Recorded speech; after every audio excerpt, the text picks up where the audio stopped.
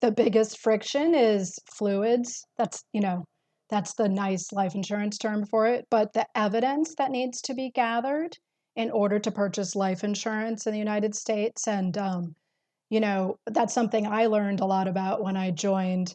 And that's just something that's done to ensure that we're managing risk. But at the same time, it's just a very cumbersome process. And I think it stops a lot of people from going through the purchase process. There's just a lot of steps, a lot of third parties involved. I think with COVID, that's become even more challenging. And so, one of the innovations of this digital platform and experience I keep talking about is how we can use data and things like electronic health records, as well as just a reflexive application to help us figure out who we can collect less evidence for.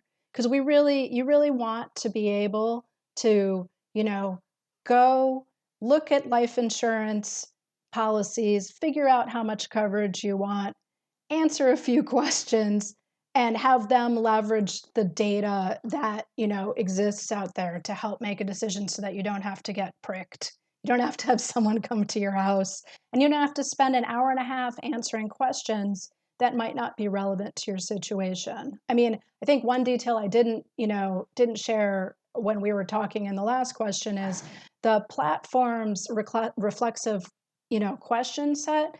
We've taken the interview process down to under 20 minutes, and it can be all done digitally, right? Or it can be done with the broker that's helping you, who can guide you through it, instead of this long static, not applicable, static analog process with a paper app.